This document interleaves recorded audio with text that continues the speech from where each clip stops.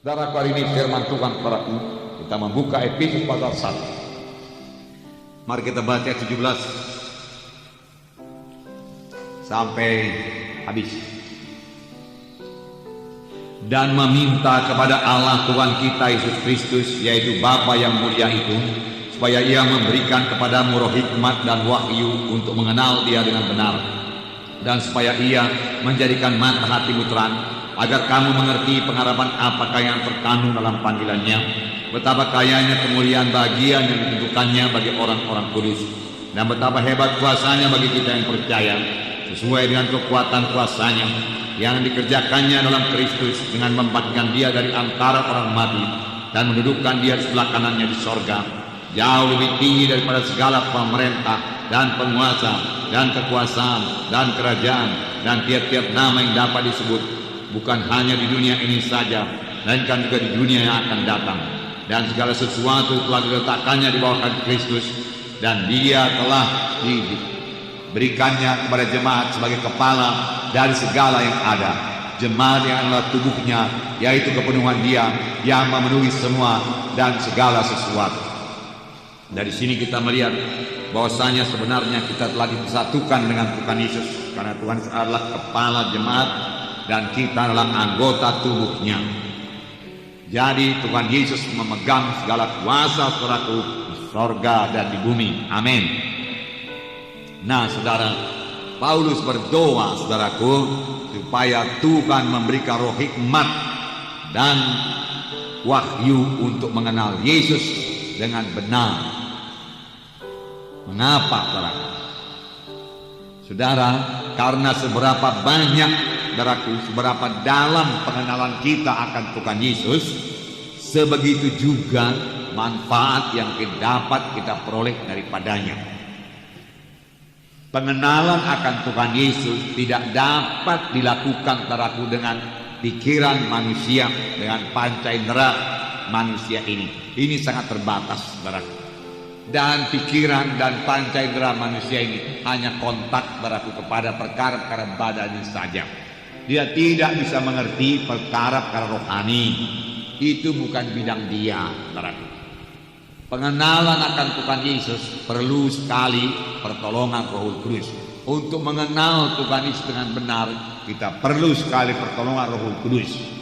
Karena Roh Kuduslah sebenarnya satu-satunya yang dapat memperkenalkan Yesus kepada kita.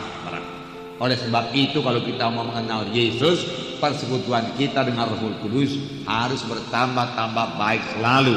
Amin, saudara. Nah, saudara, yang kekasih dalam nama Yesus, oleh sebab itu perlu sekali Roh Kudus memberikan pengenalan yang benar, saudara, dalam hal ini, saudara.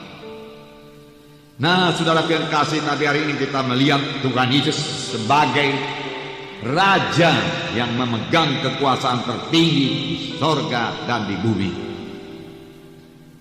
Supaya pengenalan kita juga mengetahui dengan pasti bahwasanya Tuhan Yesus berkuasa penuh, memegang kekuasaan tertinggi atas seluruh kerajaan, atas seluruh bangsa. Karena firman Tuhan mengatakannya demikian. Dan ini bukanlah terjadi nanti pada masa yang akan datang. Bukan, itu sudah terjadi sekarang. Sedang berlangsung sekarang ini. Amin. Sedang berlangsung sekarang ini.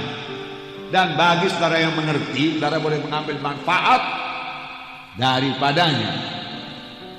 Tadi sudah kita baca bahwasanya dikatakan, dan mendudukkan Yesus di sebelah kanannya di sorga, jauh lebih tinggi daripada segala kekuasaan, dari segala pemerintahan, dari segala penguasa, dari segala nama yang dapat disebut di dunia ini.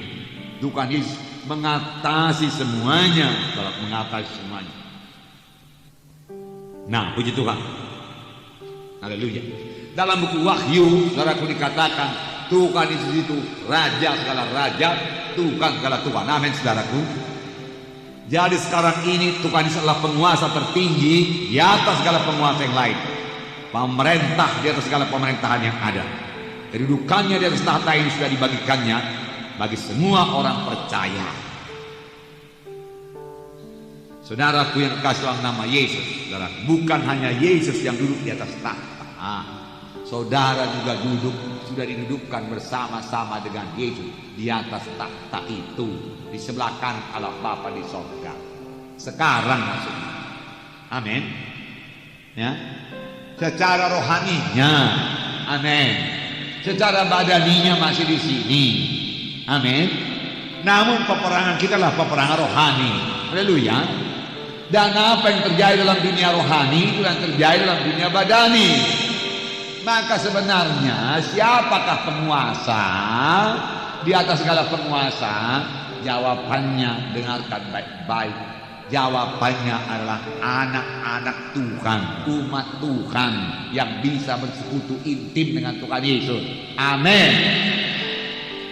Saudara penguasa, saudara memegang segala kuasa, saudara menjalankan pemerintahan saudara sebagai imam, karena adalah imam-imam yang rajani, saudara.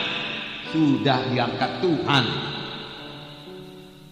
Saudara telah berada satu kedudukan yang sangat berkuasa. Efesus pasal 2 mengatakan hal ini, ayat 4. Saya bacakan pada saudara. Tetapi Allah yang kaya dengan rahmat, oleh karena kasihnya yang besar yang dilimpahkannya kepada kita, telah menghidupkan kita bersama-sama dengan Kristus. Amin. Oke. Ayat 6. Dan di dalam Kristus Yesus ia telah membangkitkan kita juga dan memberikan tempat bersama-sama dengan Dia di sorga.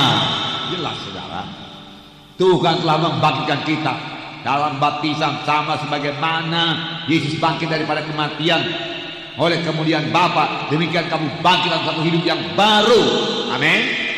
Hidup yang baru yang bagaimana? Hidup baru yang memberikan tempat kepada saudara dan saya, tempat kedudukan di sorga bersama-sama dengan Yesus, tempat kedudukan yang berkuasa, yang memegang kendali pemerintahan. Amin.